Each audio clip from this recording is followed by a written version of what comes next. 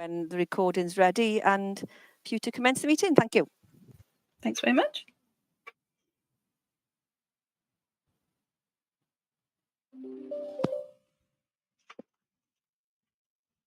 Councillor Carroll has also joined, and Councillor Fisher, so we're full.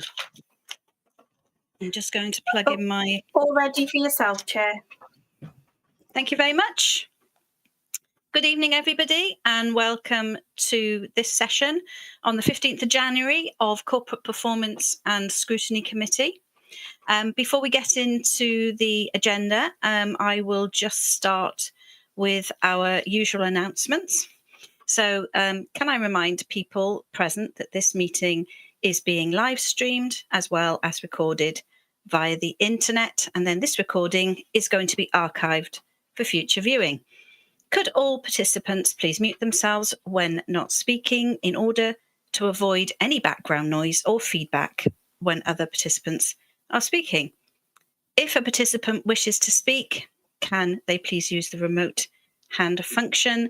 And if a participant raises their hand via the remote function and isn't subsequently invited to speak by the chair, please could you then turn your camera on to indicate or place a message in the chat function.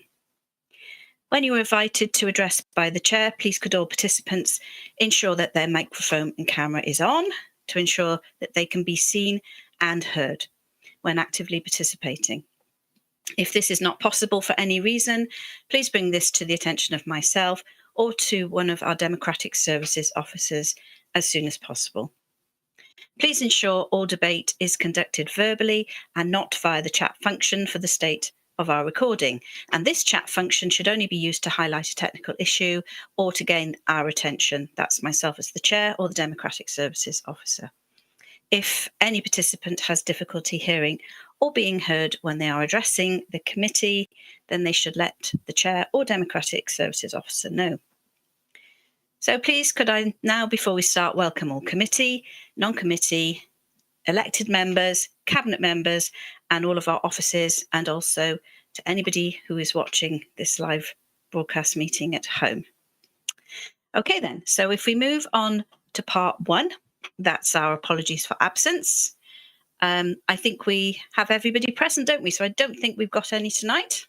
That's correct, Chair. That's great, thank you, Karen. Full house. So then we'll move on to agenda item 3. That's to receive declarations of interest and the nature of each interest. Please can we ask now, members, if you have any to announce? No? Okay. That's marvellous. So then we shall move on then to agenda item 3, which is our reference from Cabinet that sat on the 19th of December 2024. This is our corporate safeguarding mid-year summary report, which is up to November 24.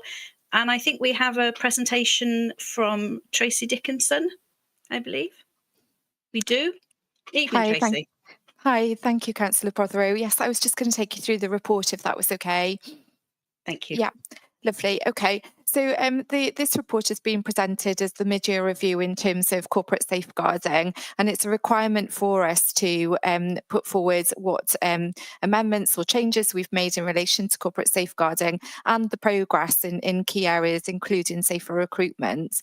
In regard to this year's this mid-year report, if I could draw the committee's attention to 2.4, which is the key areas of which we wish to update this committee for this mid-year report, and that's specific to some of the developments that we've made in relation to corporate training.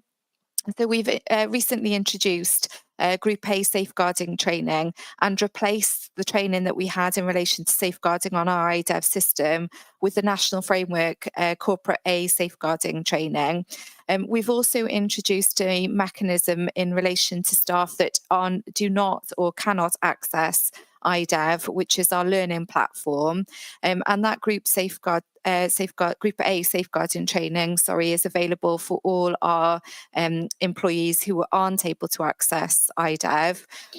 We've recently introduced a mechanic in which to go through that Group A safeguarding training and also to monitor and report on those that have undertaken that training. And we've undertaken that across the last 6 months of last year. We've also reviewed our DBS renewals and requirements on us from that perspective, and reviewed and redistributed our corporate safeguarding policy. In relation to how we're moving forward, our corporate safeguarding group will now review, monitor all aspects of Group A safeguarding training. That's both the attainment and achievement of Group A safeguarding training on our IDEV system, in addition to those that have completed Group A safeguarding training who may not have access to our IDEV learning platform.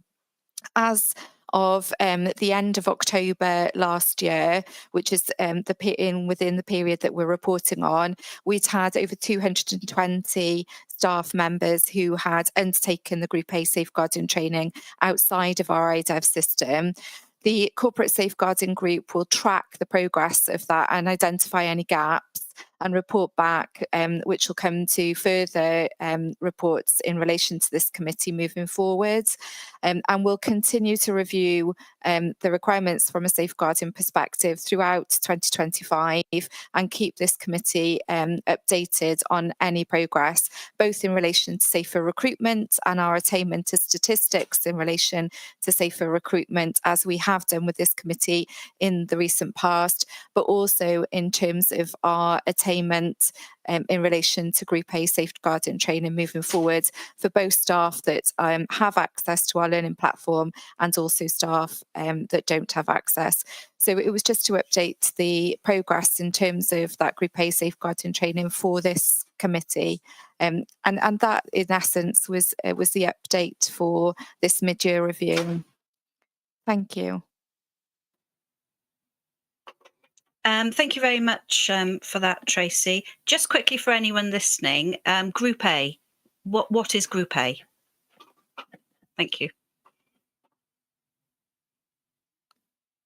Thanks, Councillor Prothero. It's the foundation level, essentially, of safeguarding training in terms of the requirements for staff. So it's the foundation level safeguarding training. We've currently received Group B safeguarding training from Social Care Wales, and we're analysing how best to roll that out and the requirements of Group B safeguarding training for our next group or cohort of staff moving forward, and we'll mimic the same in relation to Group A safeguarding training. So we'll look at the requirements for staff, because it won't necessarily mean that all of our staff will have to go through Group B safeguarding training. We'll ascertain which groups of staff will need to undertake that, and we'll mimic the same process in relation to a module within our IDEV system and the ability for those who don't have access to IDEV to be able to undertake the training outside, and both with a monitoring and evaluation of that through the corporate safeguarding group. Thank you. That's great. Councillor Carroll, I can see you would like to ask a question, so I'll hand over. Thank you very much. Yes, thank you, Chair, and thank you, Tracy, for the report. Tracy, it's a question in relation to the headlines over the past week or 10 days in relation to the grooming gang scandal. Now, I'm conscious that the report focuses on the protection of vulnerable children. The first question, is the Council aware of any such incidents taking place in the Vale of Glamorgan? To be clear, at the outset, nobody has approached me to indicate that they do have evidence of such things, but I'd just be grateful for the Council to update if it's received any reports.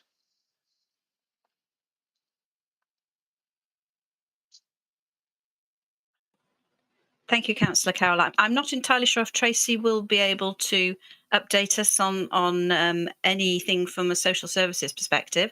But Tracy, please, if you can, that would be helpful. I'm not able to. Apologies, Councillor Carroll. So I'm not in a position to be able to say whether we have or haven't. Understandable, Tracy. To follow up in relation to that, those reports, and forgive me if it's not within the remit of this report, but given that this is corporate safeguarding, I would assume it is.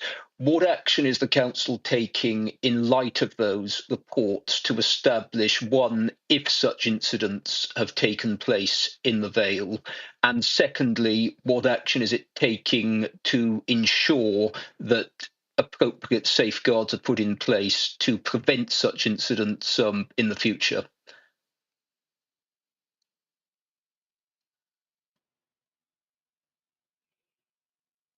Again, I think, Councillor Carroll, your question is probably not one that Tracy, being a HR manager, would be able to answer. So, Tracy, again, would you like to just respond to Councillor Carroll? Yes, and apologies, Councillor Prothero. It seems to be that my microphone and speech button is slow. Apologies, Councillor Carroll, that's not something that I am in a position to respond to. However, I will ask for a written response to be provided from our Director of Social Services to bring back to this committee, if that's helpful. Thank you, Tracy.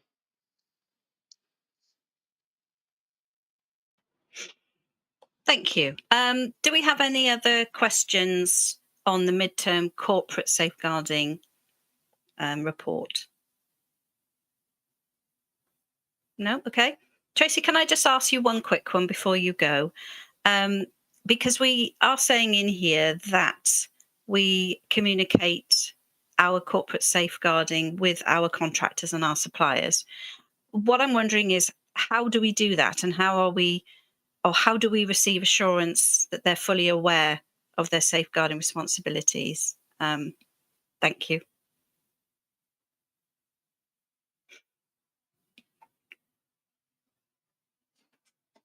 Again, apologies, Councillor Prothero, for the pace in which I'm able to respond. So there's a mix, really. So that we've got, in terms of our agency staff and our agency workers who don't have access to our IDEV system, all of our heads of service are responsible for ensuring that any agency worker or volunteer has undertaken the Group A safeguarding training, and that is reported back through that mechanic.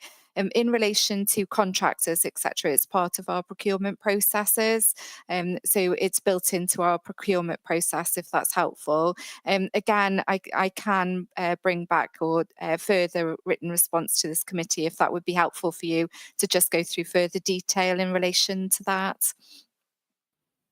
That's perfect. I just wanted to be clear that in our tender packs, there is a piece on safeguarding responsibilities for contractors and suppliers, and it's included as a matter of course. Just wanted to make sure that was happening. So that's good news. Yes, and what I will do, though, Councillor Prothero, is just go back and check that position for you and just bring that back to the committee, just so that you've got that reassurance. And if there is any gaps that I can identify, we'll come back to you on that as well. That's perfect. Thank you very much. Thank you. Councillor Carroll, you have your hand up still. I don't know if that's a legacy hand or if there was another question you'd like to ask. Yeah, it's one final point, Chair, and thank you for bringing me back in. Are there any plans for the council to review its corporate safeguarding policy in light of the grooming gang scandal?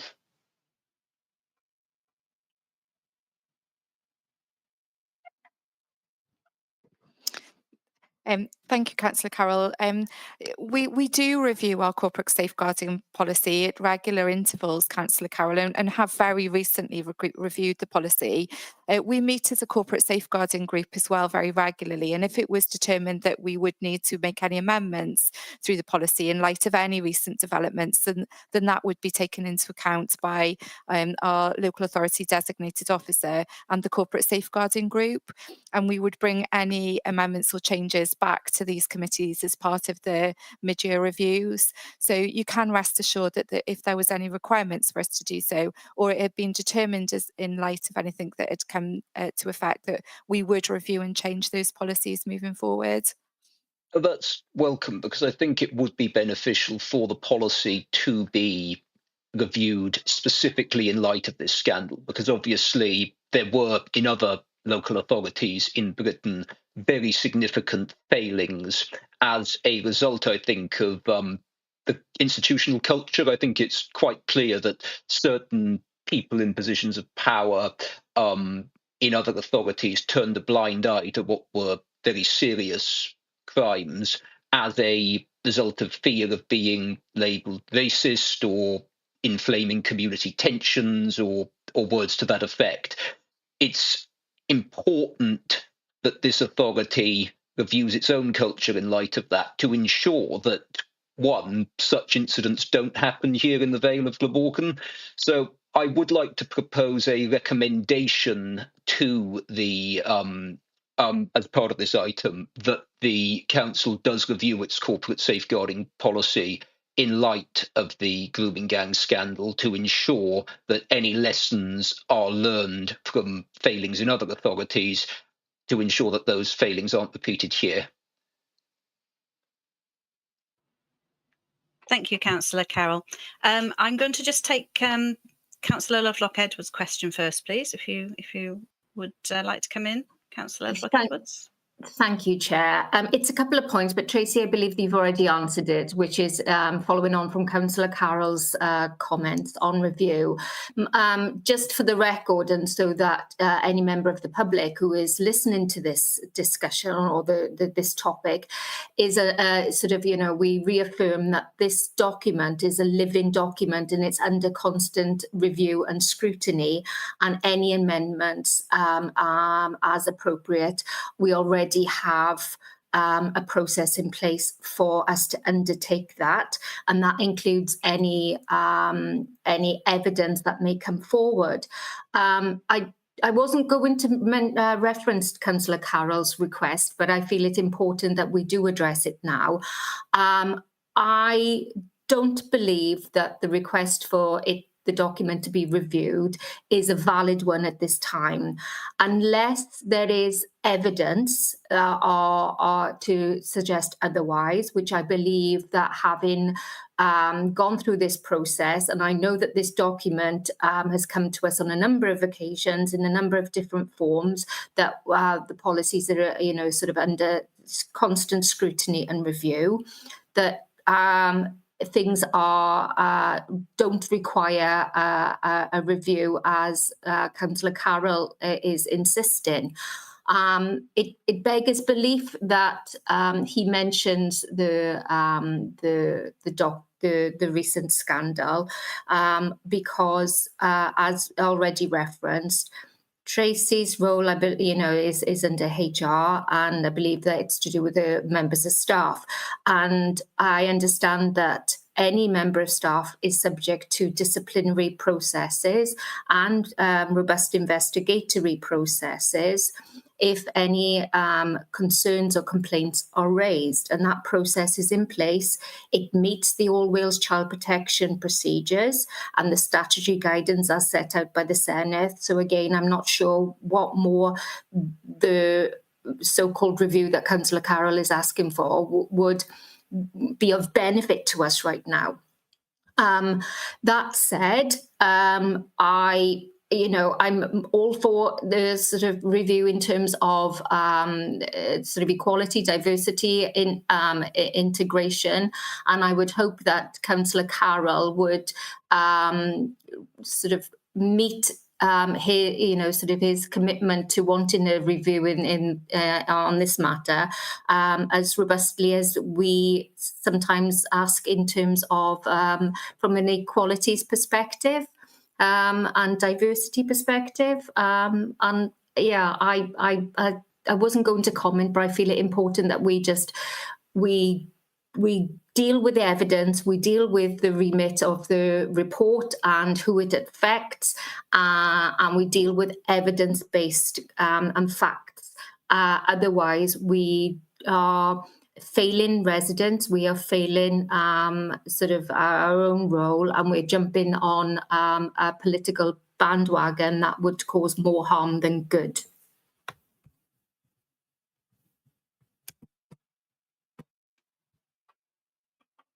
Thank you, Councillor Lovelock-Edwards. Do we have any other? Councillor Wood, would you like to come in? Thank you. I'd like to second Councillor Carroll's proposal, please. Thank you very much, Councillor Wood. Do we have any other questions on the corporate safeguarding mid-year report, please? No? Okay, thank you. I think what we're going to do at this stage then, we have a recommendation for a review of this report, and we have a seconder for a review of this report. So I'm quite happy for us to go to a vote, seeing as we've got two members of this committee who would like to see a review of this report. So can we do that? Councillor Johnson, would you like to ask a question?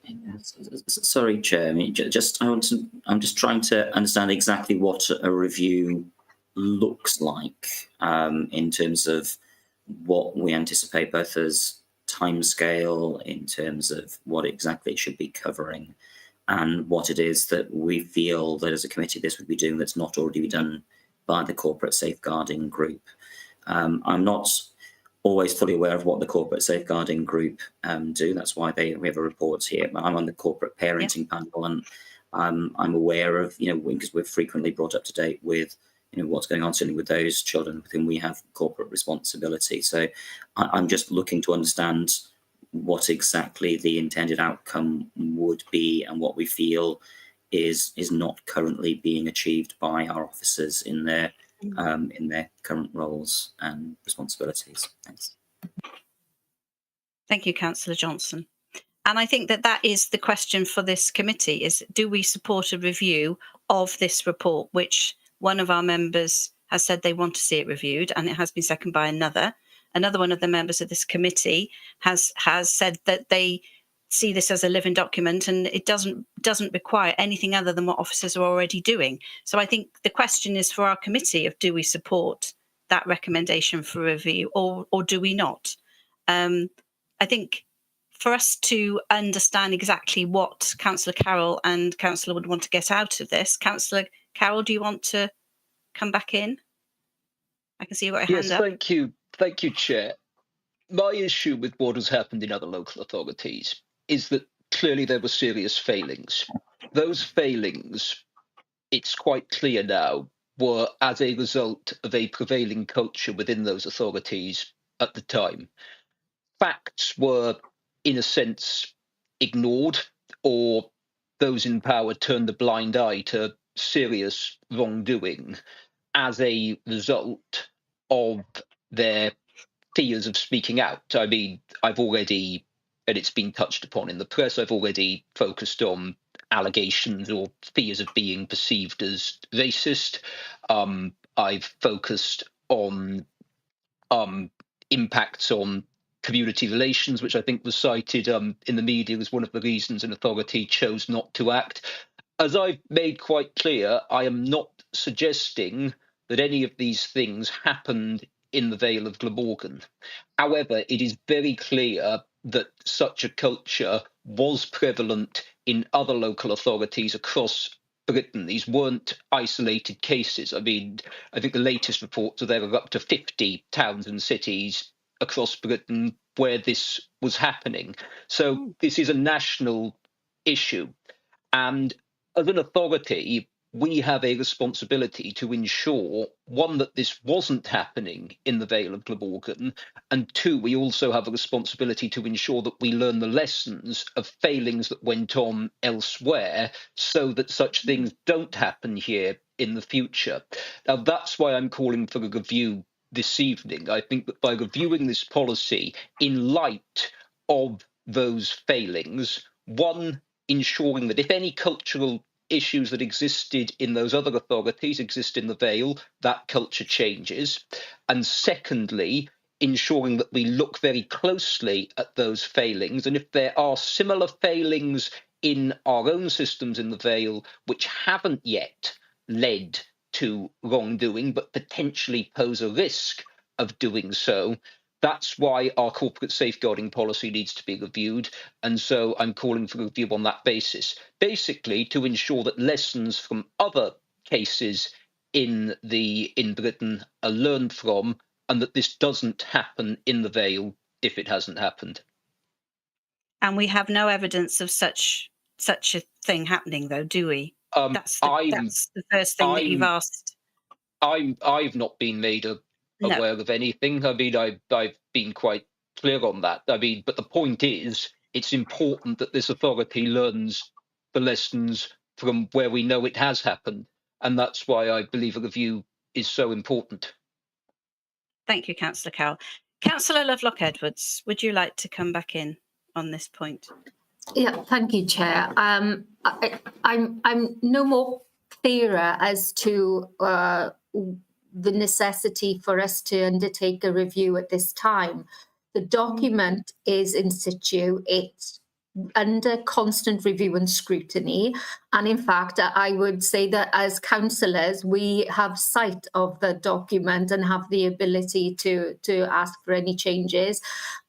Learning lessons is, I appreciate that, yeah, we should always bear that in mind, but we have to base any review on evidence and necessity. And as such, there aren't any, and that's all. I'm a little frustrated, but I think we should move to a vote, because I'm really not confident that such a review, based on what Councillor Carroll is asking, is going to change the scope, the terms of reference, or what is asked of staff or through the corporate family. And my understanding is that the whistleblowing legislation that came in since the the issues gives rise in a level of protection for any member of staff or any contractor or agency worker wanting to raise a complaint, and they can do so anonymously under the current that newish piece of legislation. So I'm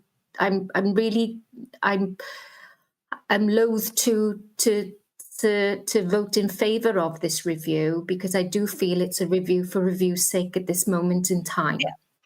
Thank you. Thank you, Councillor. Thank you. Councillor Johnson, would you also like to share your comments? If I can just come back, Chair. The suggestion from Councillor Carroll is that the very sad stories around this are something new. In fact, they have been part and parcel actually of a public discussion around safeguarding for a very long time, which has obviously led to the Lexis J report, etc.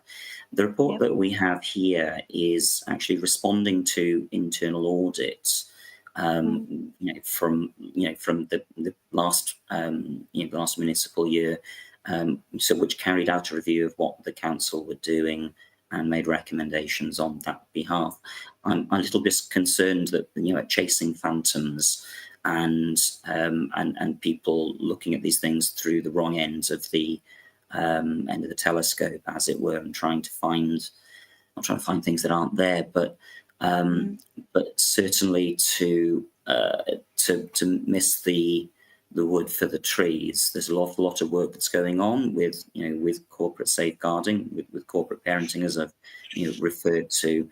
It's very important, but I don't want us to take the eye off the ball by listening to lurid headlines rather than work that's actually being undertaken and is hopefully being carried out and being done diligently. But if there's any evidence that that something is amiss in the Vale of Glamorgan, then that should be reported to the police and through the appropriate channels. I'm not sure that this is necessarily the right way of going. Thanks. Thank you, Councillor Johnson. And I am quite confident that, as you've said, that is exactly the way that any possible situations happening in the Vale of Glamorgan, if anybody thinks that there is, then that needs to be reported to the police, as you've said. This is a living document.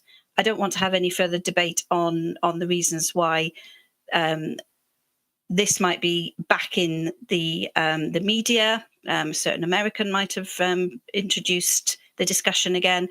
And I would like us now to move to a vote, because I think we don't really need to talk anymore about this. So can I ask Democratic Services to take us through a vote, which was that this report, this corporate safeguarding report, is reviewed or not reviewed. Can we do that, please?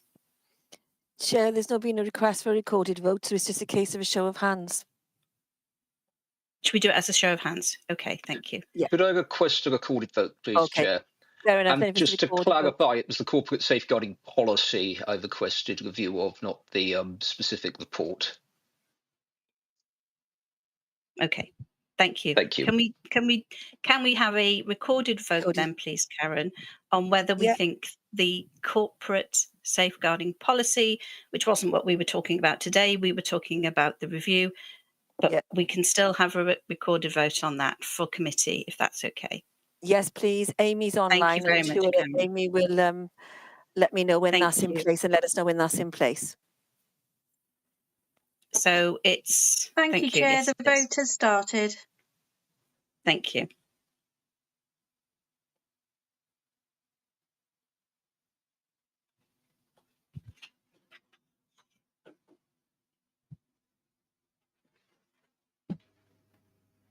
Sorry, Chair, just checking. Yes is in favour of the motion from Councillor Carroll?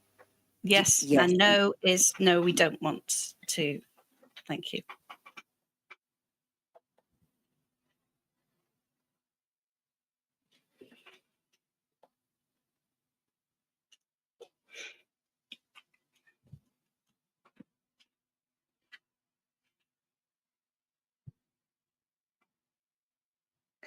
I'm waiting on one more vote, Chair.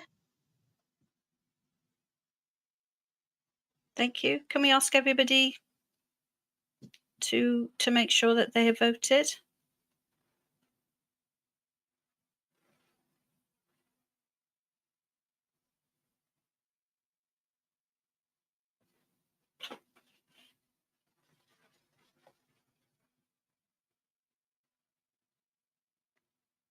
Are you content with me closing the vote, Chair? I'm just checking for you who may not have cast their vote thus far. Bear with me one moment.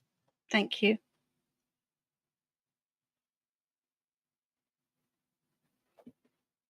It's Councillor Franks. Are you able to cast your vote, please?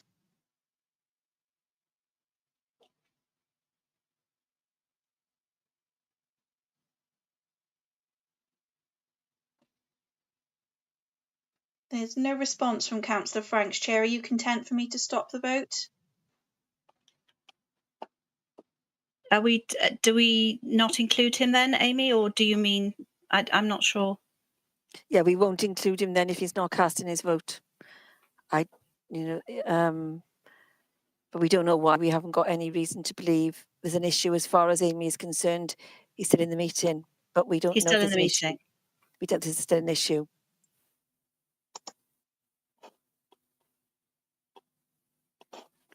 Yes, Chair. He's still. I can confirm he is still connected to the meeting. If my advice to you is to stop the vote at this time, and then I will contact Councillor Franks privately. Okay, that's great. Thank you, Amy. Okay, the vote has been stopped, Chair. You have some results on screen. I will now put the recorded vote on screen for you. Thank you very much.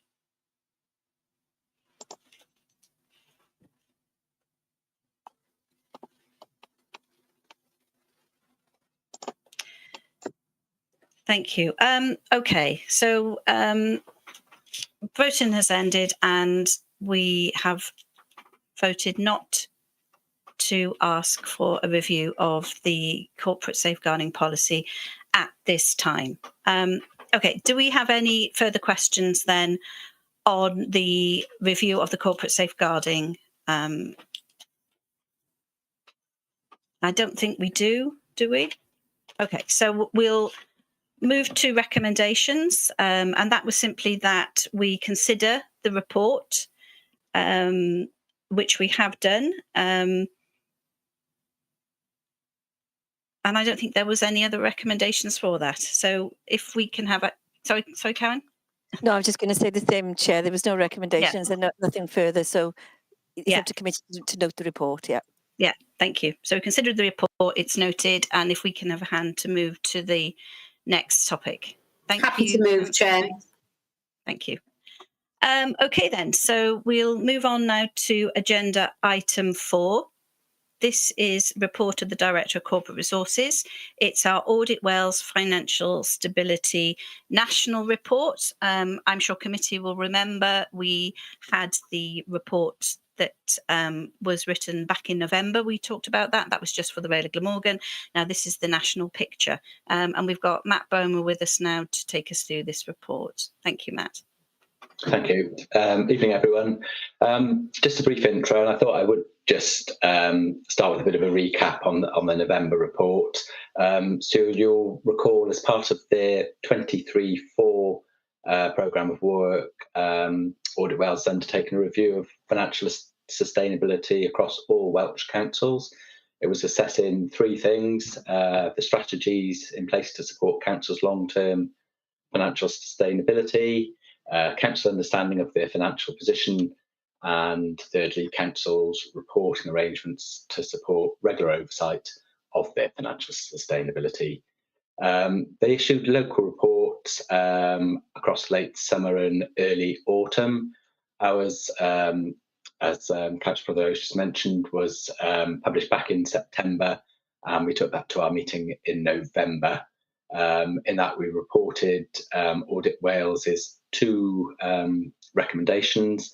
From that report, they'd said we've identified some weaknesses in how the council plans its approach to financial sustainability in the medium to long term, and to address this, council would need to improve its long-term planning to determine how it will address the funding gap for the length of its plan and support service transformation and promote long-term financial sustainability.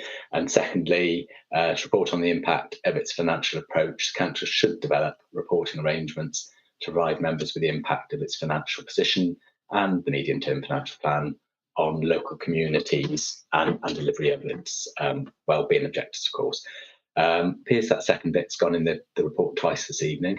And you'll also recall we've actually recognised these recommendations, and we've put a series of actions in place to address them, some of which were already in process, especially the reshaping and transformation programme, the prospectus for which was published back in October, but had been the culmination of a lot of work during this current calendar year. We also have put actions in place to report performance alongside the finance, and we're committed to giving greater transparency around the impact of our financial decisions, and that's certainly the case with the publishing of and transparency of our quality impact assessments around savings proposals for the budget. I think as we ideally we'd have brought the All Wales picture along at the same time, but that wasn't actually published until 2-3 months later than our report at the start of December, and we'd felt it was important that our report came in a timely fashion, and that's especially the case given the where we are in terms of our budget planning for 2025-6.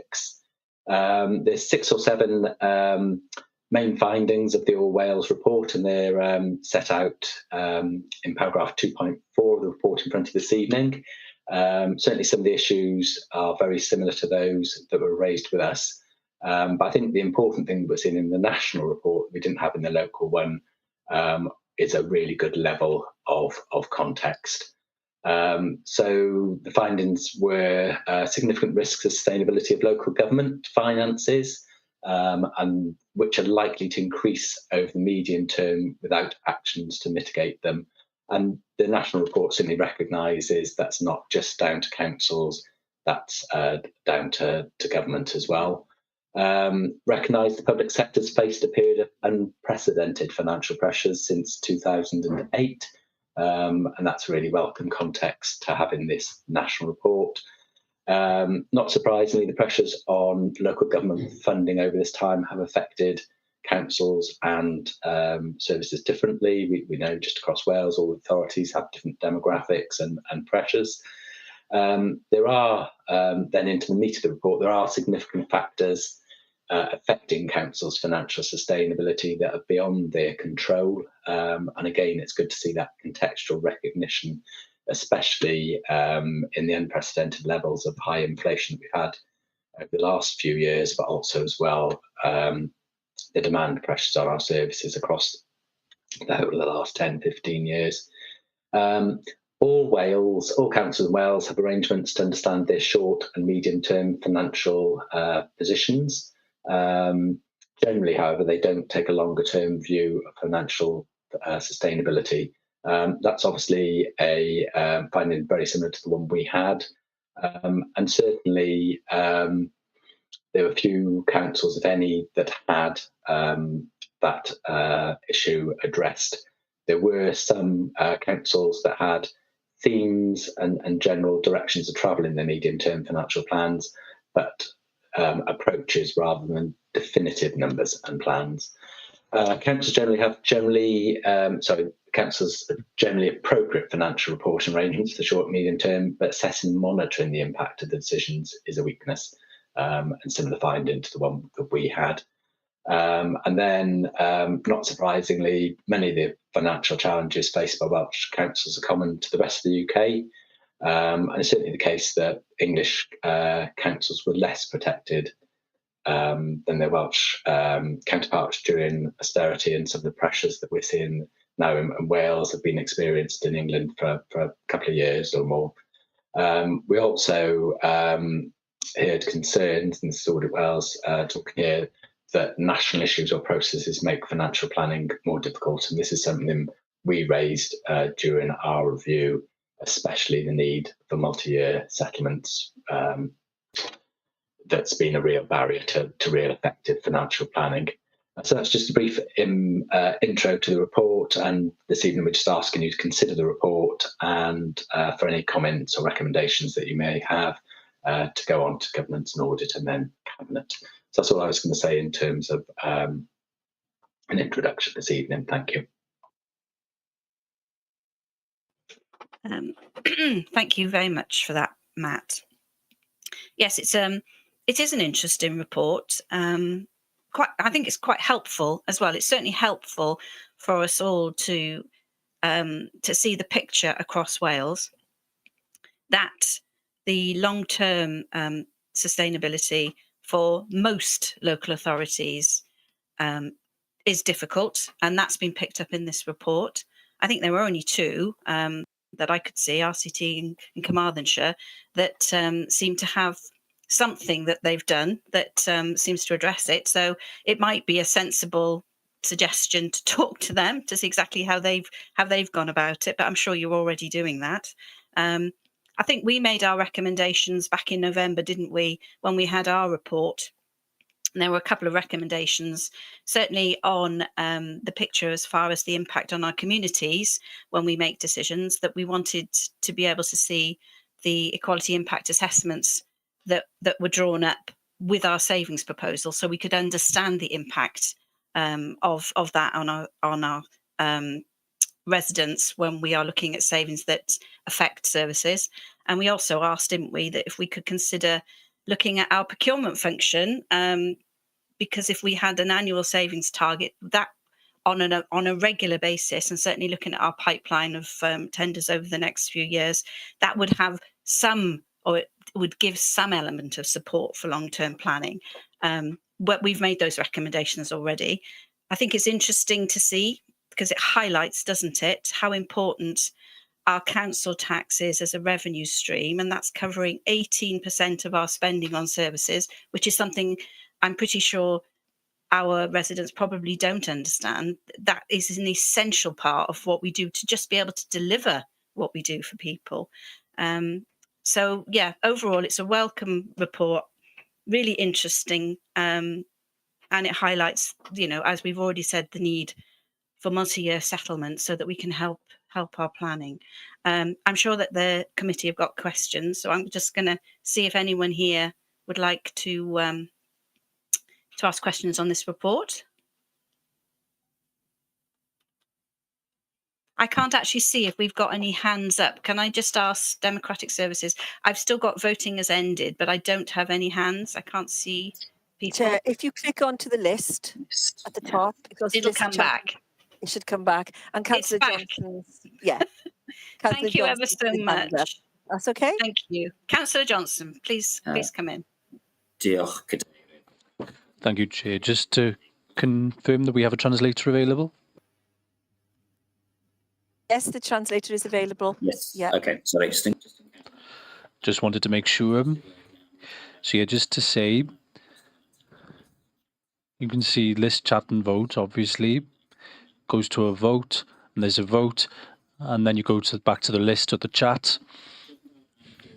So thank you for bringing the report to the committee, Matt. I'd like to agree with the comments from the chair in relation to how interesting it is to see the national picture and the local as well. To some extent,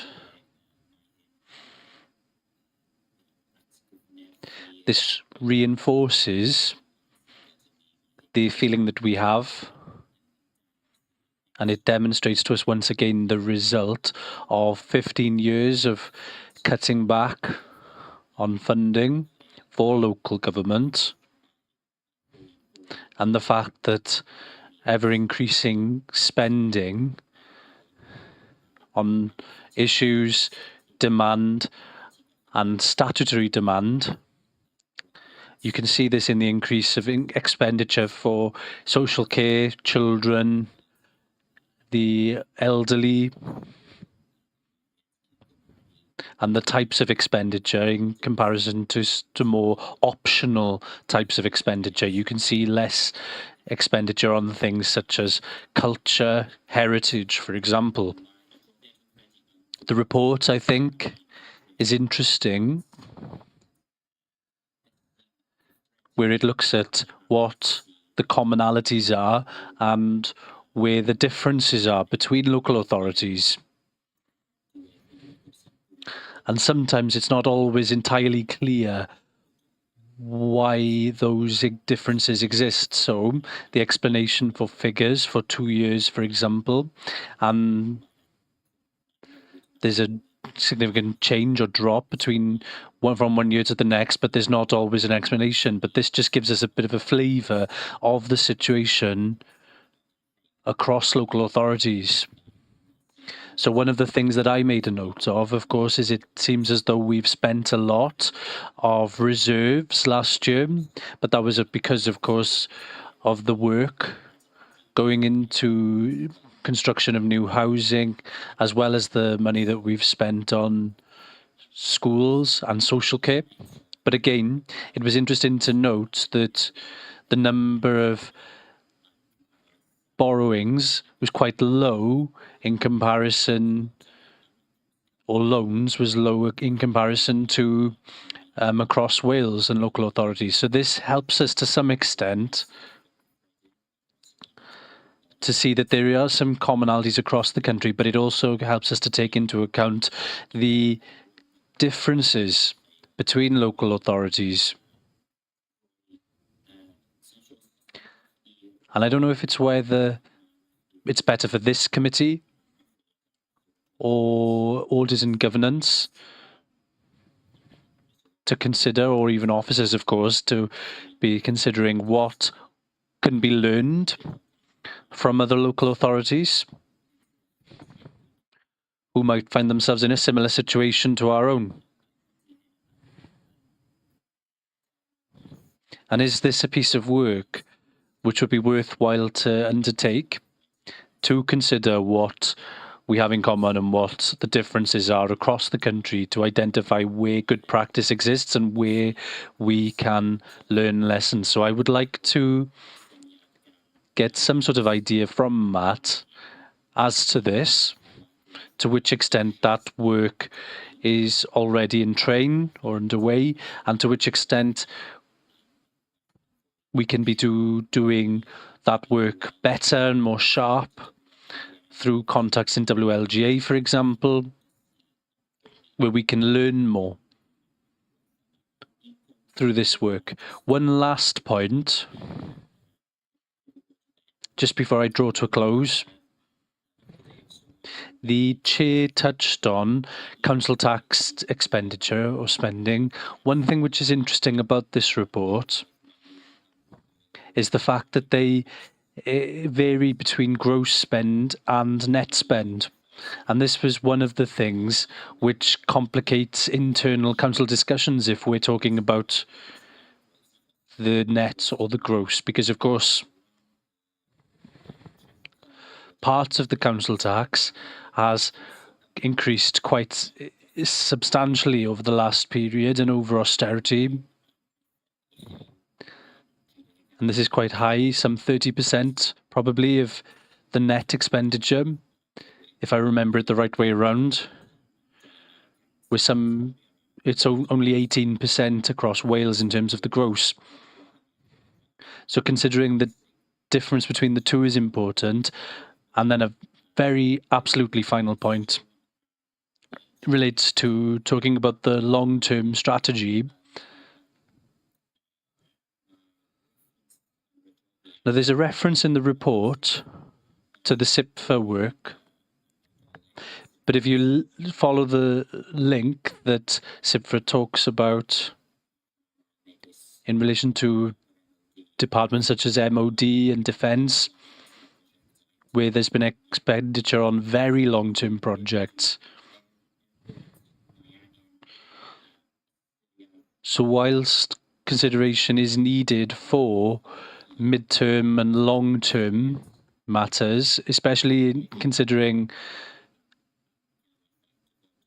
future generations legislation, again, as Matt stated at the beginning, it's difficult to do all of this when we're still dealing with annual budgets as opposed to multi-year budgets.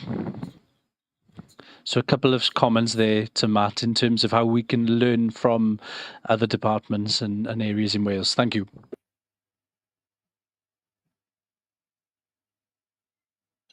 Thanks.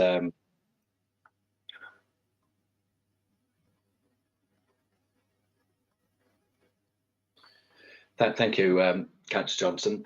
So I'll cover a couple of those things. I guess sometimes when you see a national report like this, it's sometimes reassuring to see that everybody's has the same plight as yourselves. But at the end of the day, we've got to deal with what's in front of us, and that's why it was really important that last time round we went through the actions that we're taking to actually make sure that we have that resilience and sustainability that we need to have. One of the things we've been doing increasingly over the last couple of years as part of our budget setting is undertaking some benchmarking work across the summer. Certainly the first year we did that was for the 24-25 budget.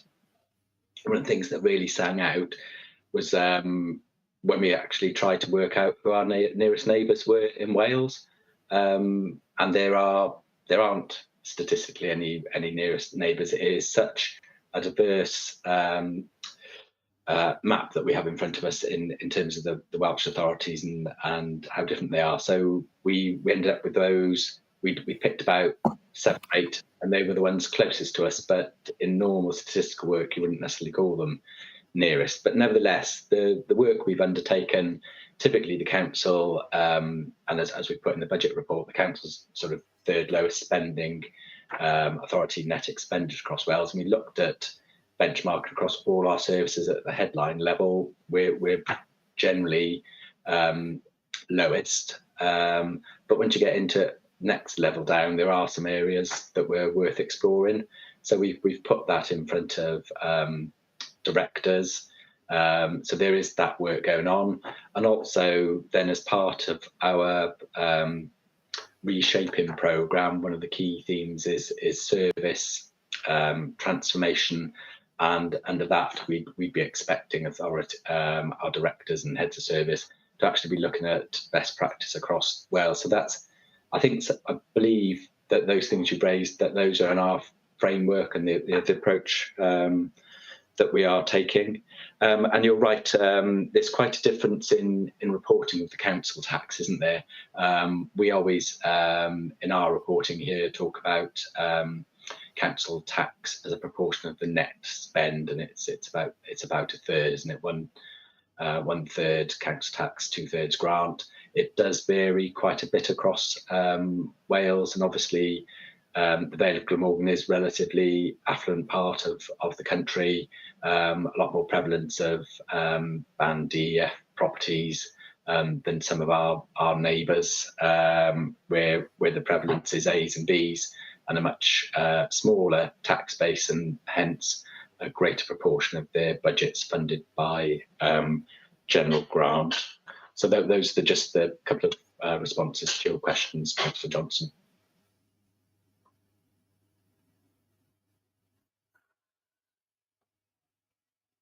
Thank you, Matt.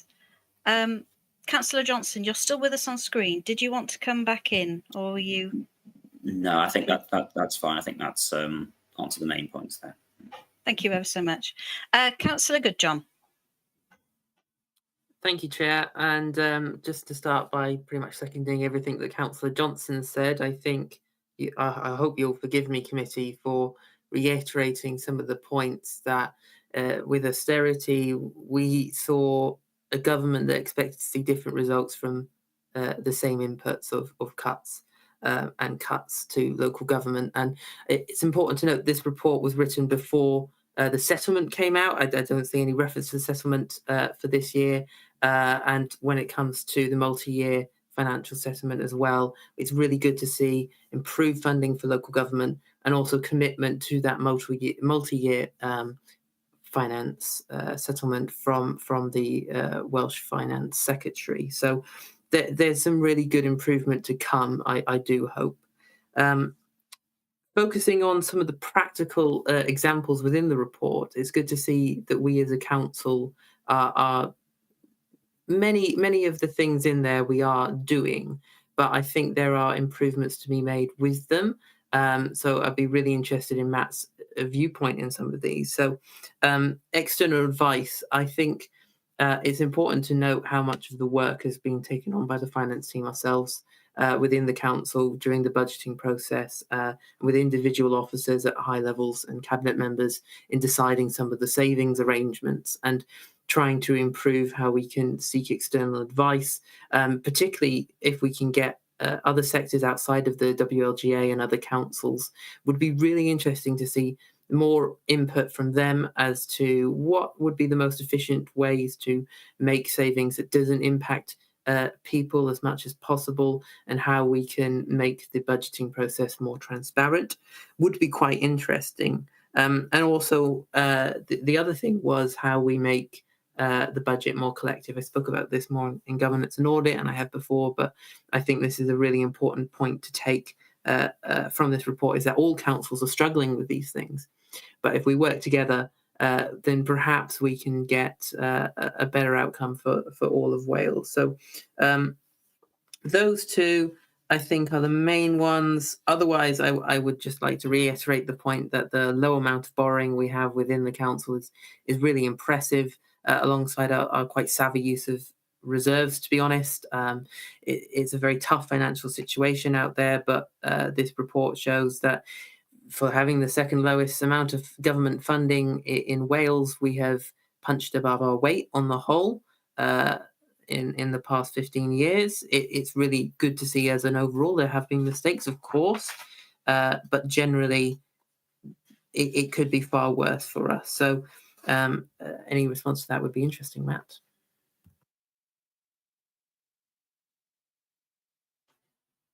Yeah, I suppose on the savings, some of it I've covered in the response, I think, to Councillor Johnson. What we've tried to encourage colleagues to do during budget setting is to look beyond the bounds of the Vale of Glamorgan and look at how other councils are operating, and certainly taking soundings from their colleagues.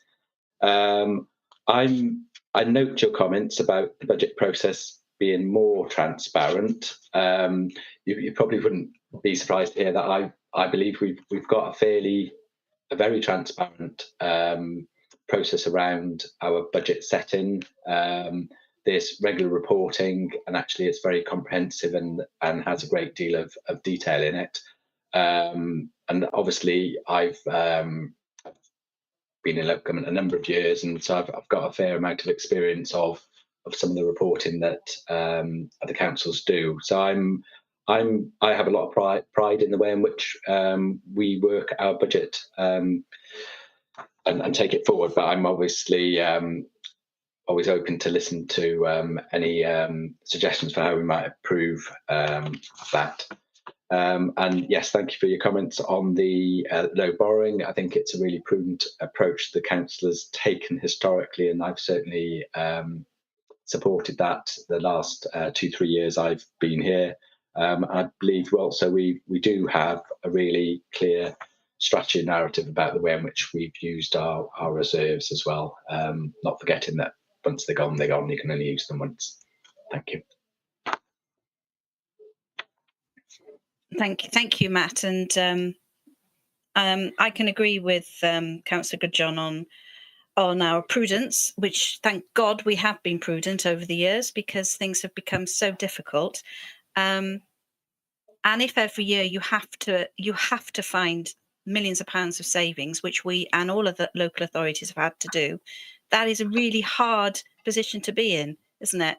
And in the end, you cannot deliver to the same level with less every year. So we find ourselves in an almost impossible situation. But this report highlights some really good work, and also that no council in Wales has had to file a 114 notice. And there have been numbers in England that have had to do so. So that can only be a good thing that we should celebrate. Councillor Lovelock-Edwards, I can see you've got your hand up, so please come in. Thank you, Chair. The only point that I want to make, Matt, and I think it's already been raised, so I won't labour it too much, but is community engagement and how we communicate some of the you talk about sort of the transparency and the openness of and the report is they tend to be quite detailed. It's how we have those perhaps earlier conversations with residents, how we engage with them. I'd like to see us sort of have some more focus on that. Because I think we shouldn't shy away from having difficult discussions with residents, and I sort of as sort of a councillor elected by a ward of residents, it's not necessarily easy to have, but I would like to see perhaps more in terms of community engagement going forward. And again, there's rafts of forums and local organisations who I think would be sort of willing to be part of that engagement. Thank you. Thank you, and I think that's generally fair comment, and certainly, again, sort of my ambitions are that we do engage as effectively as we can on the budget. Despite the fact sometimes you get to this stage of the year and there's not much more we can put in front of residents in terms of choices. But yes, I take your point, and we need to make the most of the forums and groups that are out there to engage with. Thank you.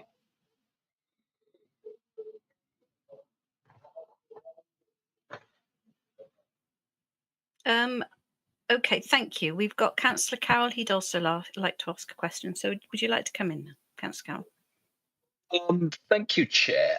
Organisations can go a long way to delivering financial sustainability by improving productivity. What actions is the Council taking to improve productivity in the authority in the medium to long term? I think one of the key areas we've been picking that up in, and again, it's part of our reshaping and transformation programme, and possibly Tom may want to come in and say a little bit more about this. But one of the key pieces of work within that is something badged Brilliant Basics, and that's making sure that our systems processes that we're operating in the council are as slick and streamlined as possible, so that we can be as productive as possible.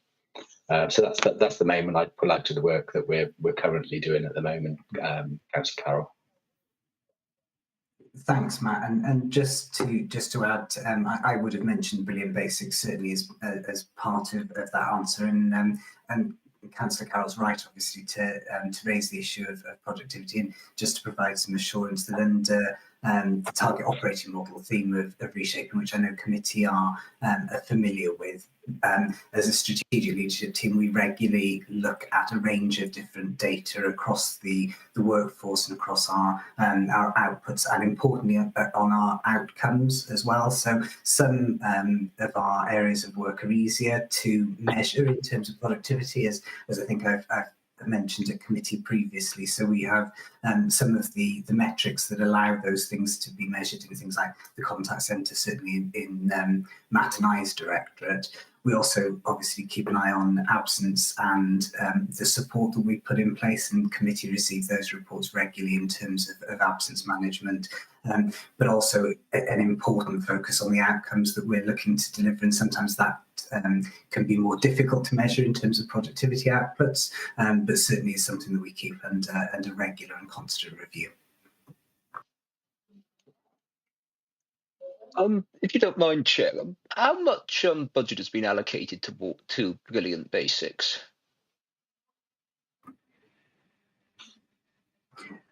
Like, what sort of a scale project is it?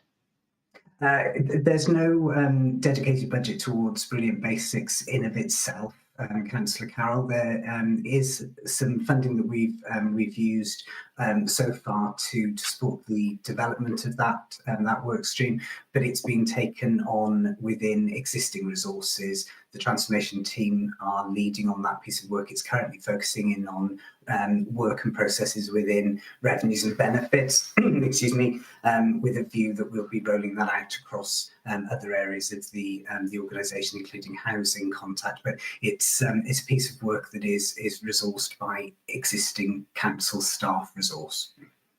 Do you envisage that being rolled out eventually across all service areas then?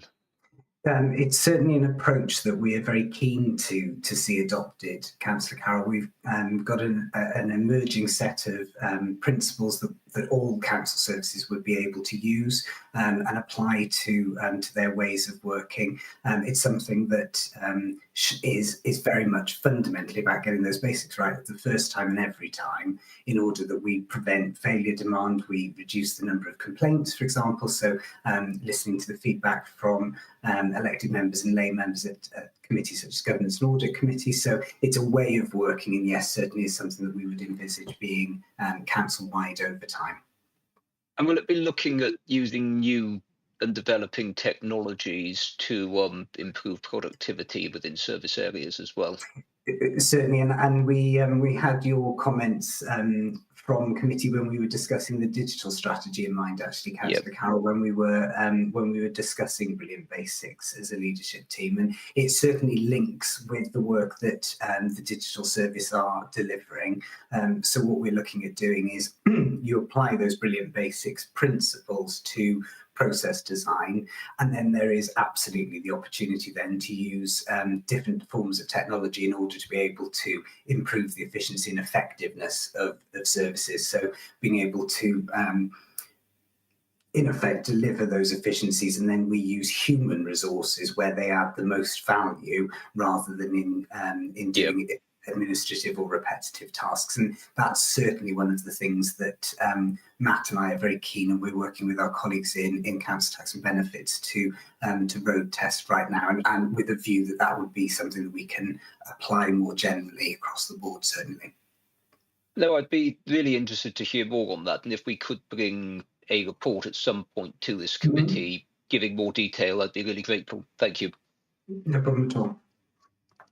Thank you, Councillor Carroll. Robotic process automation is a very interesting area, and I know there are many local authorities looking at this now, aren't they, Matt? So that's great. And of course, we'd like to know when we've made progress and what it looks like. Councillor Goodjohn, would you like to come in? Yeah, thank you. If I can just come back in very quickly, I'd like your comment, Matt, just on the one of the final points I made last time on external guidance. I think in the past, whenever we've thought that we're doing everything that we can in a service, such as engagement when we work with Compass, or climate change, Project Zero, as we're going to talk about with the WCPP, we've found that external scrutiny has shown a light on things that we can do better. It's helped us improve our services on an ongoing basis. So I'd love your comment as to your thoughts, how we could change the budget setting process to have more external input in a way that we haven't done before with organisations we wouldn't necessarily talk to immediately in order to try and see where there is improvement, but we have just been trying the same thing over and over again every year.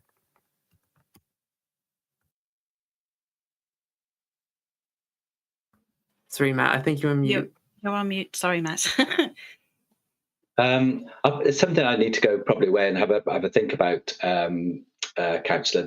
Certainly we are open to external review of what we're doing, and this very report is part of that. But I note your comment and the comment about the work that of Compass and the climate action external review as well. So something for me to take away and have a think about. Thanks, Matt. Thank you, Matt.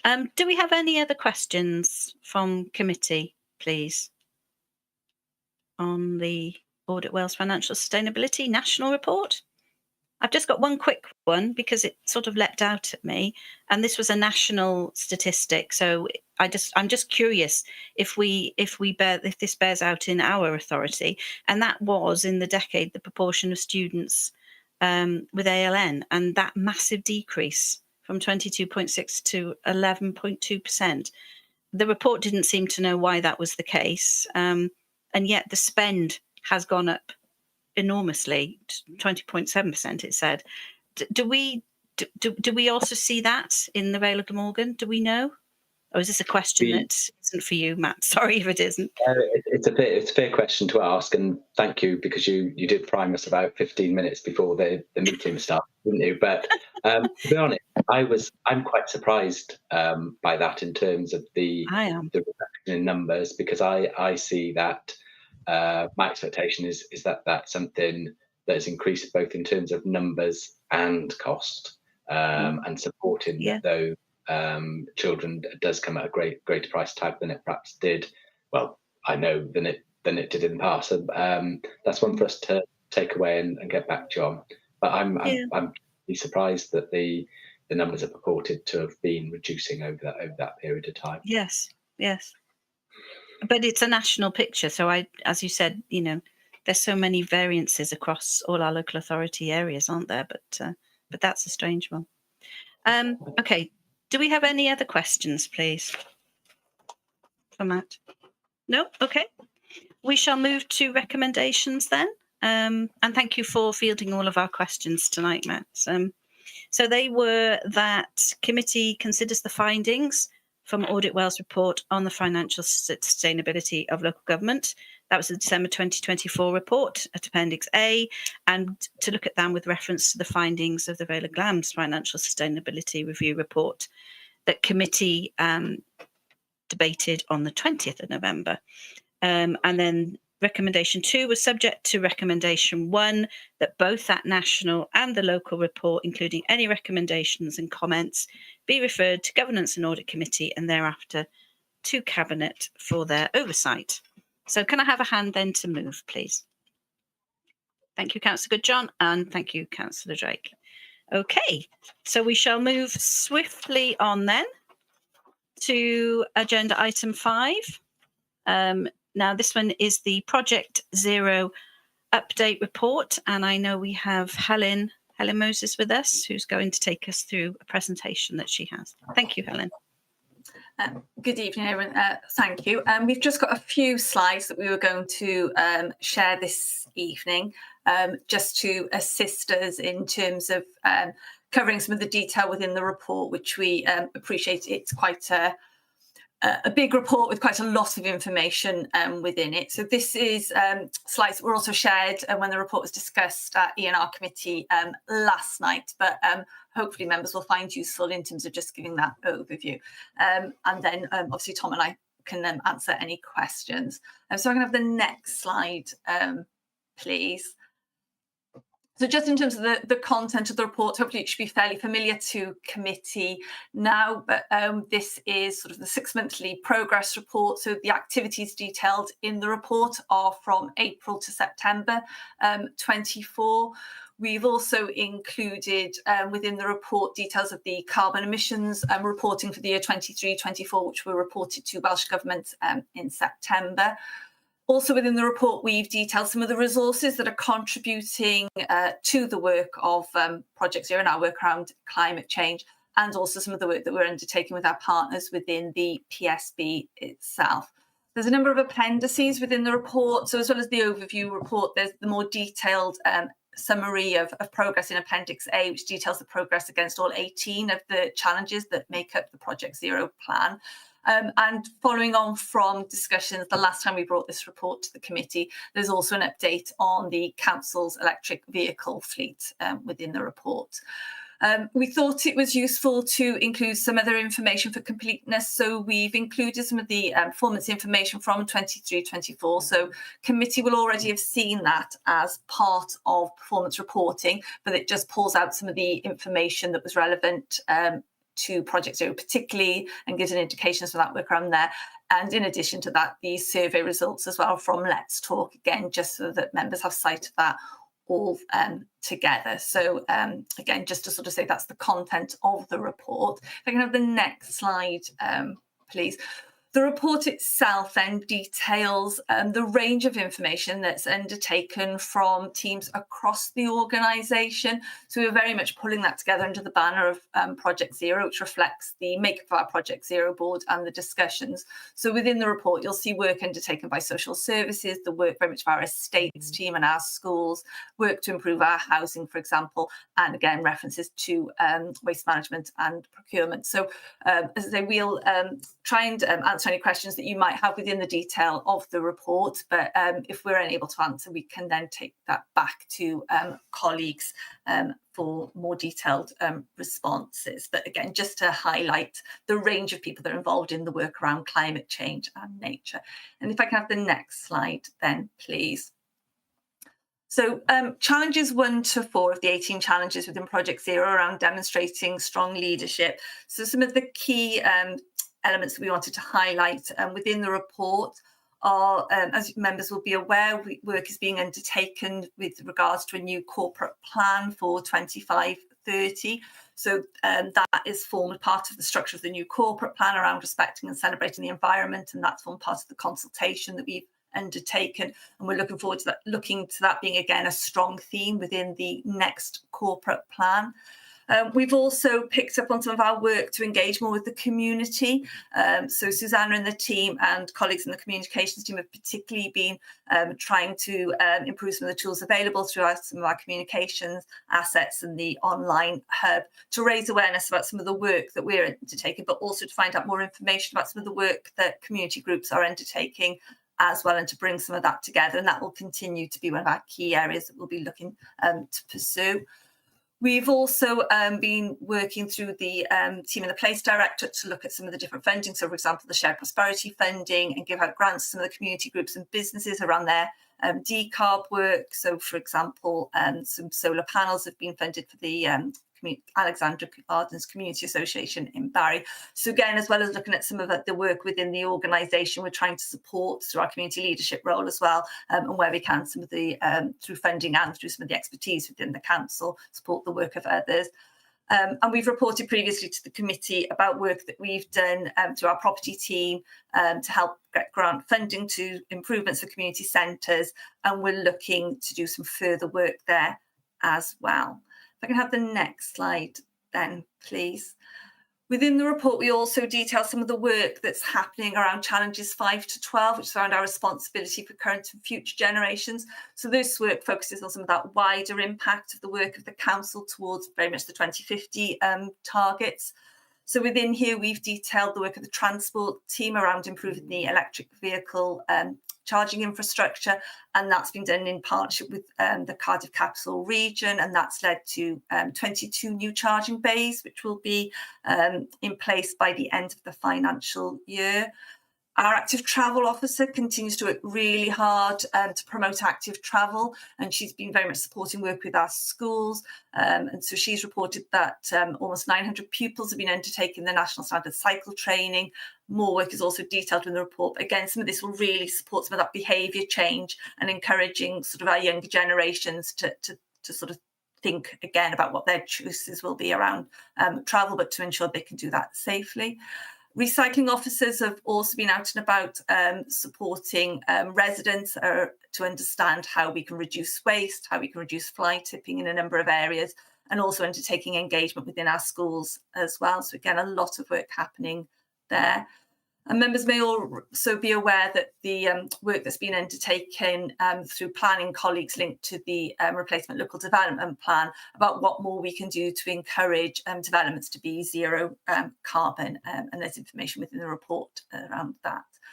And then in terms of our work around biodiversity and nature, there's detail within the report, but particularly highlighting the work around the Restore the Thaw project. And in this period, 200 water voles were released into the River Thaw. There's been a lot of engagement done around that work as well, and very much in partnership with the Local Nature Partnership. And if I can have the next slide, please. And then the final updates are around the challenges 13 to 18, which is work very much around our services and our own properties and buildings.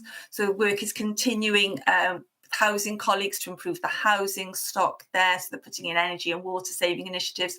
They've also worked with tenants to develop a video to help communicate some of the behaviour changes and to help people understand some of the changes in technology so they can make the best use of the improvements that are being made to the properties. So that's been something that's very much been taken forward, colleagues there.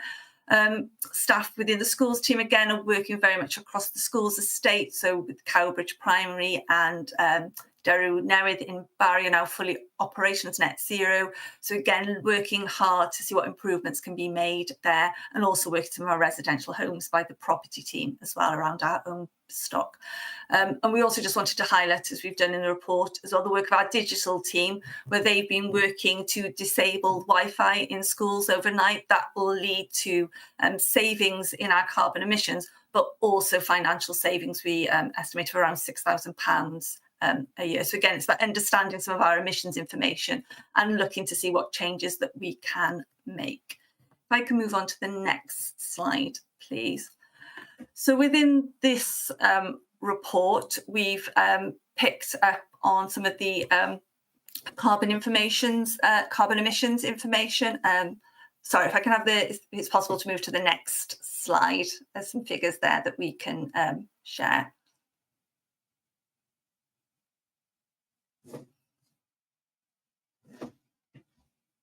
Okay, I think there might be a problem with the, sorry, you can go back one, please. Thank you, perfect. So in terms of our emissions, as I mentioned earlier, we report to Welsh Government as part of the public sector reporting in September, and we follow the methodology that's set out in the guidance from Welsh Government. Our emissions did rise by 1.4% in 23-24, which was disappointing. And we're currently undertaking work to understand why that might have been and what the different elements of that might be. Some of this is down to sometimes improvements in the systems that we have for calculating our emissions and bringing information forward. And some of it is the differences that can happen in changes with the methodology from Welsh Government as well. But as I say, we are reporting that and continuing to take forward work to understand the information to help plan future work. And colleagues are working across with different directors to support them to understand what some of their emissions might be and what the improvements might be. Within this pie chart here, it sort of just shows the split that we have. So the supply chain makes up 80.6% of the total carbon footprint, which is the largest proportion. This is linked to construction and the capital programme, so expenditure there.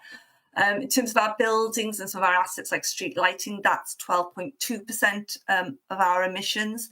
But we have seen a drop in gas-related emissions as we're moving over to different changes in terms of the power that we use.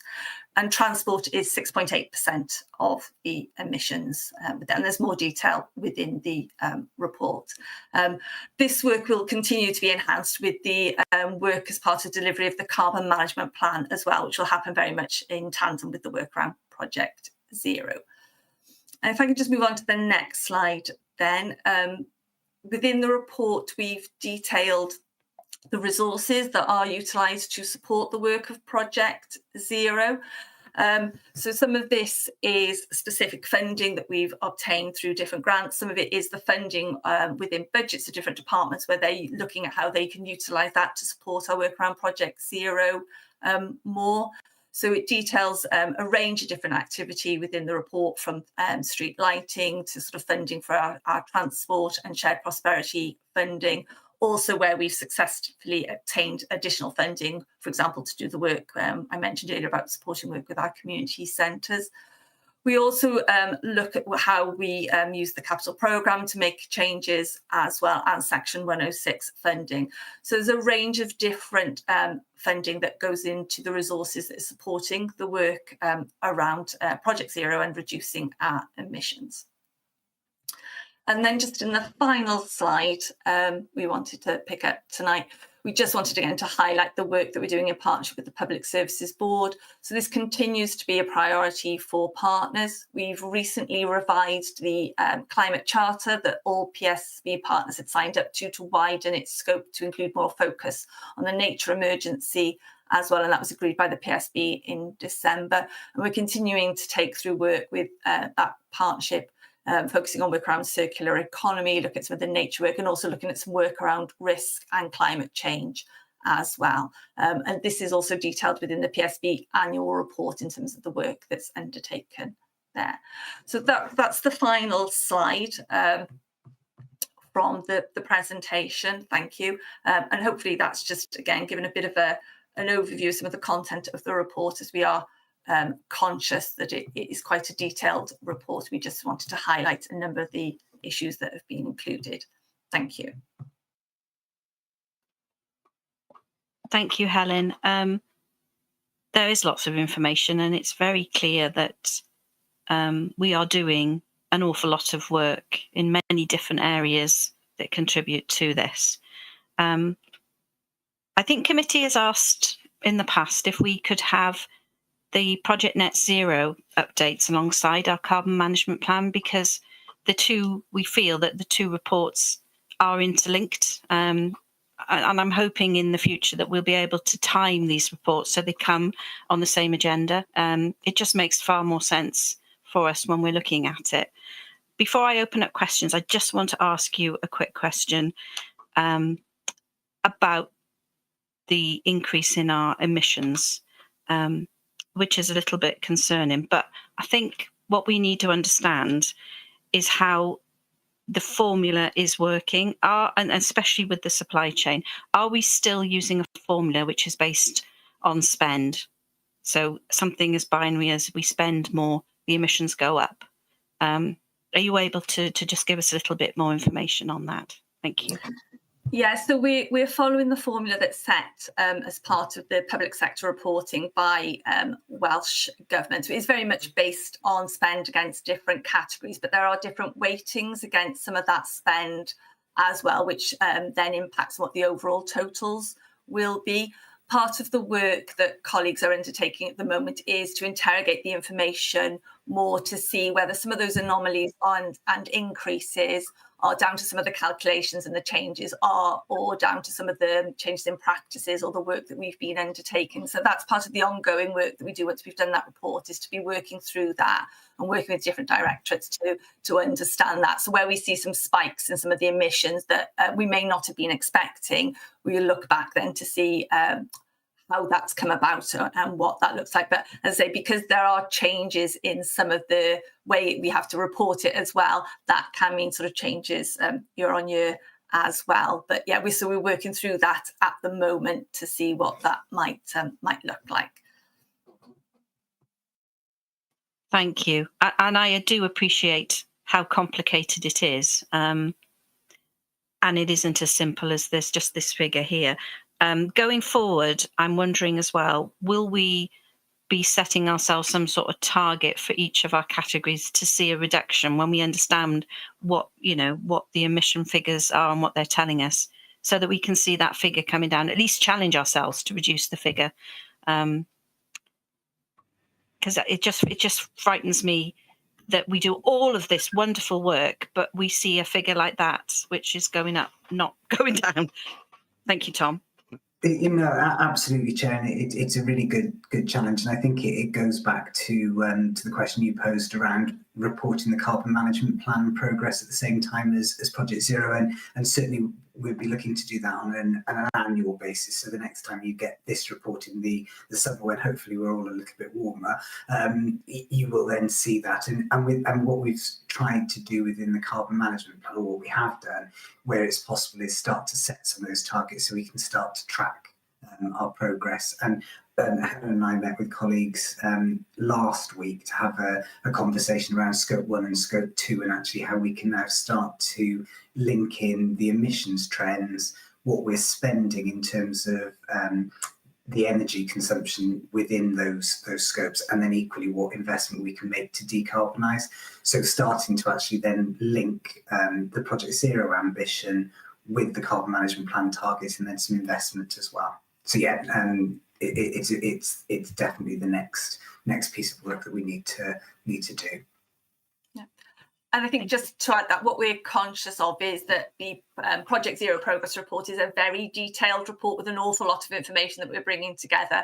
And so part of what we're trying to work through is how, by integrating the carbon management reporting with the Project Zero reporting, we give a better story of what's happening and show the issues and the data without it being too much information actually to understand, as you say, some of the nuances there. So I think that's some of the work we're trying to understand, is how we make that work best to develop that understanding for officers and members in terms of that work going forward. Thank you. Committee members, there must be lots of burning questions on this report, so please put your hands up. Thank you, Councillor Goodjohn. Yeah, if no one else will, I'll take my time, as I tend to do with this report, so please forgive me, committee. First off, I just wanted to ask Helen what work, if any, has been done since this committee looked at the WCPP report very recently, I must say. Has there been much done on the from Project Zero's point of view, taking on board the recommendations from that?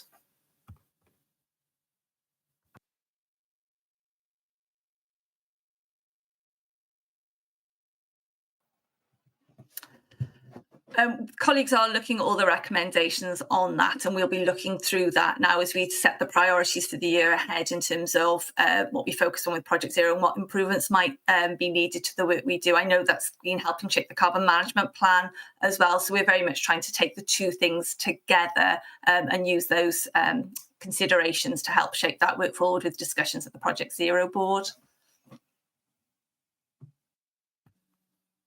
That's perfectly fine. Thank you, Helen. Just was wondering.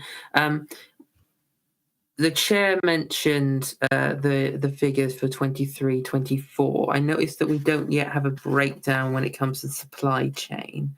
Do you know if we'll receive that, or if that's in the works? Or any officer is welcome to respond to that, because we had it for the previous 2 years. I remember they're quite interesting, partly because, of course, most of it was down to cost, as the chair mentioned, but some sectors were more nuanced than that.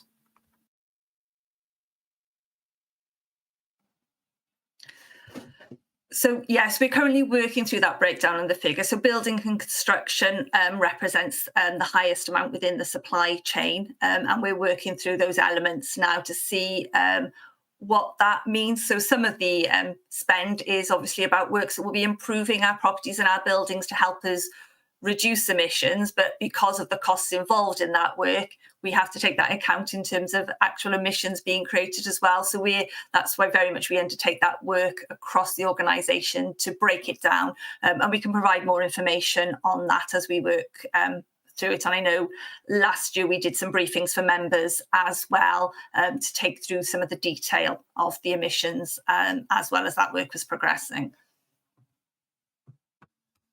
Absolutely, that's good to hear. On the whole, I think there's some wins here. Definitely, when it comes to waste, I'm told there's less commuting because of the survey that we had out. We found out that we weren't using as many emissions in our commuting as we thought we were. It's very good to see that there are definitely wins here.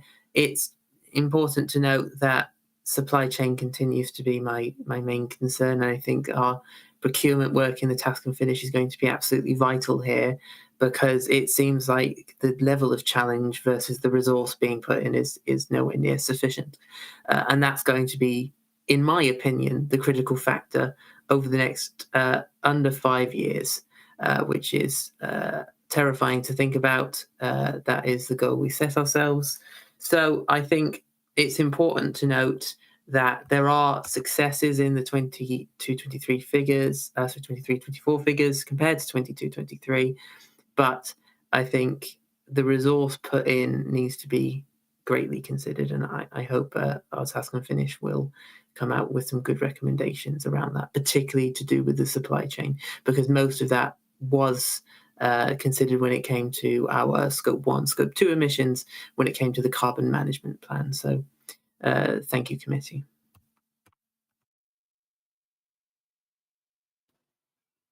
Thanks. Thank you, Councillor Goodjohn. And yes, indeed, I think although this is a very obvious thing to say, embedding circular economy principles into our procurement, starting from the point of view of the most circular thing you can do with procurement is not buy anything at all. And these are the kind of principles that we're talking about when we look at extending the functionality and the life of products and things that we've already got. And it's an interesting concept. Councillor Johnson, please come in. Thank you, Chair. I'd like to agree with the previous speakers in two senses. One is that how difficult it is to know the impact of the activities of the council if we are not clear as to the Welsh Government methodology to measure emissions from local government. We had a discussion about this a couple of months ago. We spoke about the difference between targets for public services in comparison to targets for external companies, and how this in the supply chain impacts our targets and how we can succeed in achieving this. And also the reality is that we should address this if this is a priority. If it's not a priority, we need to be asking what exactly the council does. And when you see figures in these reports stating similar things to the effect of there was no money available or reserves are not available for things. So if we look at aspects of the report in relation to the resources, this doesn't demonstrate the use that you would expect in terms of it being a priority. I'd like to draw attention because one of the things that Helen was talking about in terms of how we make this easy and digestible to read, there's a lot in the report. In any report, a RAG rating can help us to at least see where officers believe that we're not succeeding, or we are succeeding. There are a lot of greens, which is positive. There are a lot of things which are amber, which is not quite so positive. And then there are a number of red categories, in particular those relating to flooding and water. And I'd like more clarity in terms of how we're going to address this, and as well in relation to support for the third sector. I heard talk about community centres earlier on, but how will we act with these organisations to support them to reach the standard that we expect for our buildings and for our organisation? So if Helen or Tom can respond to this in particular, I would be really grateful for the responses. Thank you. Certainly, thank you, Councillor Johnson, and absolutely, they're really important points. And in terms of the resources and the availability of those resources to match the scale of the challenge, I think the committee's discussion around the carbon management plan just before Christmas highlighted that we know that there is a definite difference between what we know we need to spend and the available resources that we've got at our disposal. And I wanted to give some assurance to committee about the reference within the report around pausing the spend against the council's Project Zero reserve temporarily. We did that because of the emerging pressures on the revenue budget in quarter 2 and quarter 3 of the financial year. But it's important to note that we've continued to develop the schemes behind the scenes in order that would be accessing that reserve potentially, and at the same time being able to then signpost and make use of other sources of funding in order to take some of those schemes forward. So it's I wanted to give the assurance or the reassurance that what we haven't done is pause the work. It's been pausing the spend against that one particular reserve. And I was meeting with Matt earlier on today to talk about how we now look at the review of those reserves to provide the budget proposals that obviously, as all elected members, you'll see in the next few weeks. I think you are right to highlight that disconnect between, or the difference rather, in the targets for non-public sector organisations in Wales, because we know that they're not feeling the same level of incentive perhaps to decarbonise as quickly as we are, because we've only got 5 years. And I suppose we're trying to tackle this in 2 ways. One, really relentlessly focusing in on those scope 1 and 2 emissions. So doing some really deep dive work into what is it that we can have the greatest impact on, and doing that quite creatively as well. So sometimes thinking that we may not be able to make the business case stack up for a complete heating system overhaul in a particular building, but what we can do is some incremental work. And we were discussing in property services last week around, actually there is the potential, for example, that we move away from gas in certain zones or certain parts of buildings and move to electricity where we know we're buying 100% renewable energy, and we do that incrementally. So there's sort of a multi-pronged approach. I think your challenge around the reporting and how we present this information to elected members is something that we are really conscious of, and it is really difficult with the RAG ratings, because we know that we're ragging, if you like, such a broad range of different activity.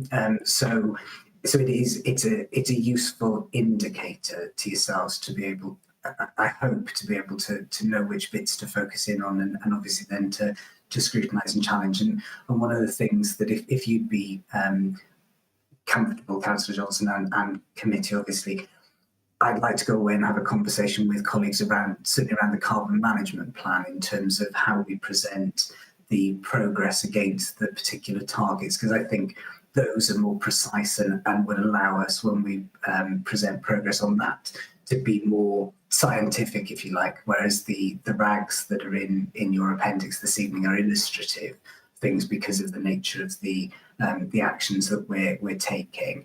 And then finally, in terms of that question, Councillor Johnson, in terms of community centres and what we're doing, and I'm grateful to the Welsh Government funding from Ystadau Cymru.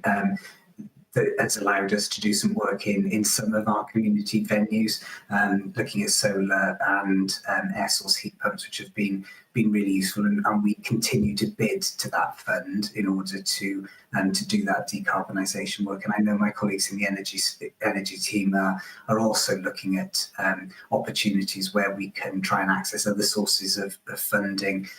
Shared prosperity is a good example of that.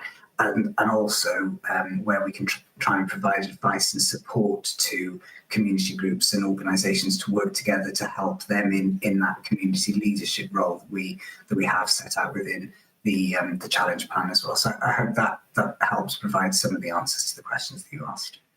Thanks, Tom. Can you give us a bit more comment on the issues regarding flood management plans, surface water, SUDs, etc.? Because I mean those are the bits that are all RAG rated as red.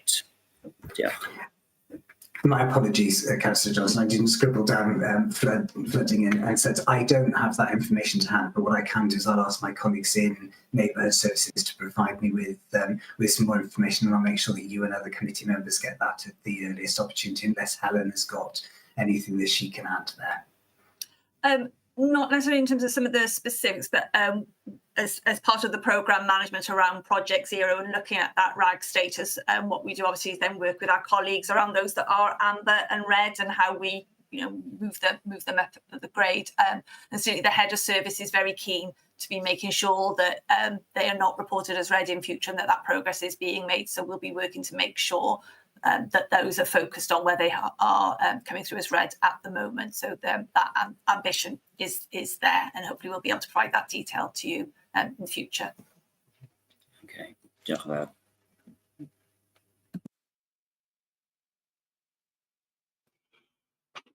Thank you, Helen, Tom, and Councillor Johnson for your questions.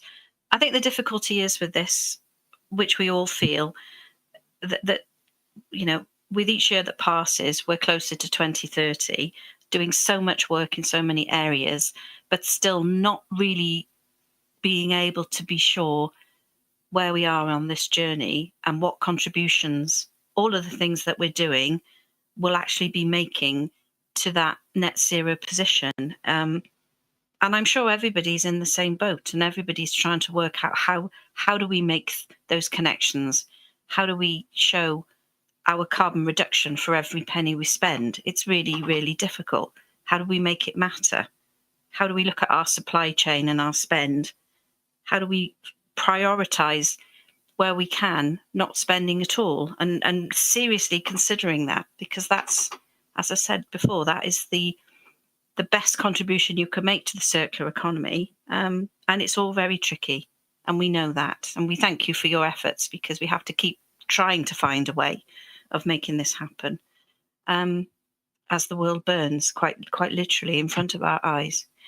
Do we have any other questions now for Tom and Helen on the report? No hands, I see. Okay, we'll move to the recommendations. It's all about noting the report, but there were quite a few, so I'll just read them out if that's okay with committee. So the first one was that committee note the progress detailed in this report and in Appendix A. 2, that committee note RAG ratings of progress from April 24 to September 24. 3, that committee note the Council's carbon emissions for 23-24 as reported to Welsh Government. 4, that committee note the funding available in reserves and the projects awarded funding to date through a variety of routes. 5, that committee notes the updates on the PSB work to tackle the climate and nature emergency. 6, that committee note the corporate performance indicator data for 23-24 as relevant to Project Zero at Appendix C, and the relevant results from the Let's Talk survey at Appendix D. 7, that committee refer this report and any comments to Cabinet to be considered alongside the comments from Environment and Regeneration Committee, who considered the report yesterday on the 14th of Jan. And 8, that committee recommend that Cabinet distribute this report to all of our elected members of the PSB, and all of our town and community councils for their information too. So if we're happy with that, everybody, can we have a hand to move? Thank you, Councillor Lovelock-Edwards. That's perfect. And thank you, Councillor Hanks. Okay, we'll move now on to agenda item 6, Report of Director of Corporate Resources. This is our first, second and third quarter scrutiny recommendation tracker for 24-25, and also our updated committee forward work programme schedule for 24-25. I think, do we want to go through it? Yeah, Karen's here. Yeah. Thank you, Karen. Thank you, committee. Yes, thank you, Chair. As you mentioned, this is the committee's update really on the progress of their recommendations and the status. The current status is completed or ongoing, whichever the committee wish to agree tonight. Obviously, I've noted on the status my view of that, but it's a matter for committee to approve or not approve. If we first go to Appendix A, and you may be in a position, Chair, to give a bit more meat on the bones to this one. It's in relation to the reference for the task and finish group that's currently taking place on procurement. Have noted in the comments that the progress is that you're likely to report in the new year. The first part of the recommendation, which is back in 24, was agreed, and therefore I've noted that as completed. But obviously the task and finish group haven't finished their work yet, but I know it's ongoing. And I don't know whether you've got an opportunity to say something to the committee now for those members who are not part of that group, and the likelihood as to when it may be received. Yes, certainly. So committee, task and finish are meeting for the final time next week, and we then are going to just confirm the recommendations that will be taken forward, which will be shared with all of us on this committee before it starts its journey, hopefully to implementation via cabinet. But yeah, so it's next week and then onward from there. I'm not sure. To the February meeting, maybe, possibly. Which is a very heavy meeting already, isn't it? I think we just I want to make sure that we have adequate time to go through it and for everybody to decide how they feel about all of our recommendations too. Okay. So I think we need to look at February first, and I have noted how much is in February's agenda, and I appreciate it's budget time, so that's that's always going to be busy. So I think I'd like to say February, but if we think there's just too much on there, because we know that 4-hour meetings don't work, people find it hard. I find it hard to concentrate for 4 hours, and unless it's right at the start of the meeting, after a number of hours, people run out of steam, don't they? So I think. Unless we have a special meeting, and that's something we could talk about, Karen, isn't it? Where we just have the one item. Yeah, definitely. Okay, thank you for that. That's great. So the next appendix then refers to the first quarter, and I've noted again that with regard to the work to tackle poverty, obviously our comments would be referred to the officers, and they would be placed in future documents. Consider putting your comments in future documents. That's why I've noted that as in progress. And then when you come to let's talk about life in the Vale survey, the committee recommended a working group be set up to assist the public participation strategy.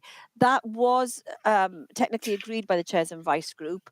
They were saying that they were in favour of any initiatives and opportunities to pursue further engagement, which is what Councillor Lovelock-Edwards was alluding to earlier. And I have been in touch with the operational manager for communications, and we will work on something and come back to committee with proposal to see how we go forward on that. Okay, so I've noted that as ongoing as well.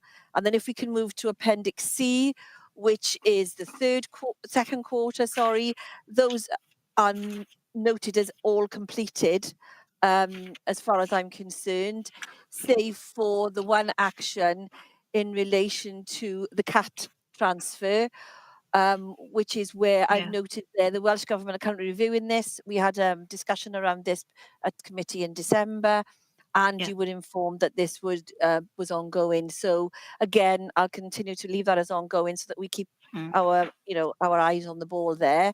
The remainder of the actions then are completed, other than the last meeting in December again, where we referred to we referred a number of recommendations to Cabinet. One was a sickness report, and the others were in relation to the Q2 revenue monitoring and the savings targets be set for procurement exercises, etc. And having making it clear in the invitation to tender that the maximum budget cannot be exceeded.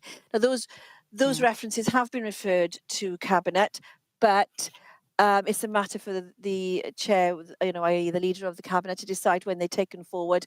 And although I noted in here for January, they are likely to go to the February Cabinet meeting, which is a matter for the chair of that committee to decide. So if any members have got any queries, happy to. Otherwise, I hope the explanations that have been given are satisfactory for committee to approve for tonight. Thank you, Karen. I see Any no hands, questions? Chair. Yeah, no. Everybody okay with what we're talking about? Yeah, I see no hands, so I'll move on then to the forward work programme. And again, this is really for committee to consider.